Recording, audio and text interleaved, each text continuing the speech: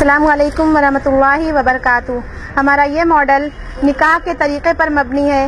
ہمارے رسول محمد صلی اللہ علیہ وسلم نے اپنا نکاح مسجد میں کیا۔ آپ صلی اللہ علیہ وسلم کے صحابہ کرام نے بھی اپنے نکاح کو بڑی سادگی کے ساتھ ہو بہو آپ صلی اللہ علیہ وسلم کے طریقے پر مسجد میں ہی کیا، بغیر کسی جہیز کے، بغیر کسی بارات کے اور بغیر کسی رسم کے۔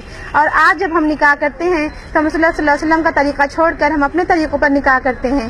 ہم جب اپنے بیٹے کا نکاح کرنے جاتے ہیں تو ایک لمبی چوڑی بارات لے کر جاتے ہیں اور لڑکی والوں پر بوجھ بنتے ہیں اور ان کو پریشان کرتے ہیں، اور ہم چاہتے ہیں کہ وہ ہماری خوب خاطر تواضع کریں۔ ان سے ذرا سی بھی کمی رہ جاتی ہے تو ہم ان کو کھری کھوٹی بھی سنا دیتے ہیں۔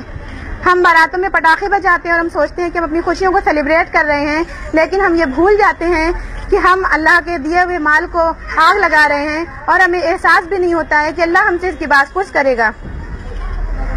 ہم نکاح کرنے یعنی سنت ادا کرنے جاتے ہیں تو ڈی جے کو ساتھ میں لے لیتے ہیں، یعنی میوزک کو ہم سنت کے ساتھ جوڑ دیتے ہیں، اور ہم سوچتے ہیں کہ ہم اپنی خوشیاں منا رہے ہیں، لیکن ہم یہ بھول جاتے ہیں کہ ہم حرام چیز کو سنت کے ساتھ جوڑنے کا گناہ بھی اپنے سر لے رہے ہیں اور ہمیں احساس ہی نہیں ہے۔ ہم جب اپنی بیٹی کا نکاح کرتے ہیں تو اس کو لمبے چوڑے جہیز دیتے ہیں، بڑے بڑے گیسٹ ہاؤس سجواتے ہیں، اور ہم سوچتے ہیں کہ ہمارا مال ہم اپنی مرضی سے اپنی بیٹی پر صرف کر رہے ہیں۔ ہمیں اس بات کا احساس ہی نہیں رہتا ہے کہ ہمارے ہی سماج میں ایک ایسا طبقہ بھی ہے جو غریب ہے، جس کے پاس پیسے نہیں ہیں، وہ یہ انتظامات نہیں کر سکتا، وہ اتنا جہیز نہیں جمع کر سکتا، تو پھر اس کو رشتے کیسے ملیں گے، ان کی شادیاں کیسے ہوں گی؟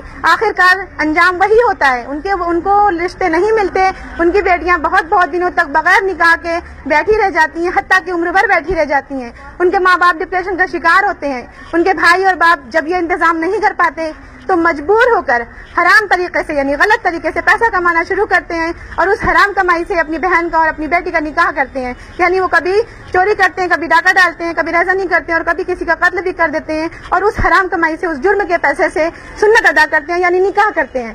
تو اس میں ذمہ دار کون ہے؟ ہم ہی لوگ ہیں۔ ہم لوگوں نے نکاح کو اتنا مشکل بنا دیا ہے کہ ایک سنت ادا کرنے کے لیے لوگوں کو جرم کرنا پڑتا ہے، اور اس کا گناہ بھی ہمارے سر آتا ہے اور ہمیں احساس ہی نہیں ہے۔ اب ہمیں واپس پلٹنا ہے اپنے رسول محمد صلی اللہ علیہ وسلم کی سنت کی طرف، اور ہم سادگی کے ساتھ نکاح کرنا ہے۔ ہم اگر ایسا نہیں کریں گے تو ہم خود بھی گناہ گار ہوں گے، ہم دوسروں کو بھی پریشان کریں گے۔ اس لیے اب ہمیں چاہیے کہ ہم نکاح کریں تو رسول اللہ صلی اللہ علیہ وسلم کے طریقے پر کریں، یعنی سنت کو ادا کر رہے ہیں تو سنت کے طریقے پر ہی ادا کریں۔ آپ امیجن کیجئے اگر آپ سنت نماز پڑھیں گے تو آپ اپنے طریقے پر پڑھیں، یعنی ہم جیسے ہم نماز پڑھتے ہیں ویسے نہ پڑھ کے دوسرے طریقے پر پڑھیں۔ ہم پہلے سجدے میں چلے جائیں، بعد میں کھڑے ہو کر ہم سورہ فاتحہ پڑھیں تو کیا نماز صحیح ہوگی؟ نہیں ہوگی، وہ طریقہ غلط ہو جائے گا اور ہم گناہ گار ہو جائیں گے۔ تو نکاح بھی تو سنت ہے، پھر سنت کو ہم سنت کے طریقے پر کیوں نہیں ادا کرتے؟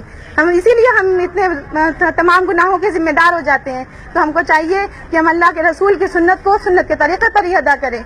جزاکم اللہ خیرا، والسلام علیکم ورحمۃ اللہ وبرکاتہ۔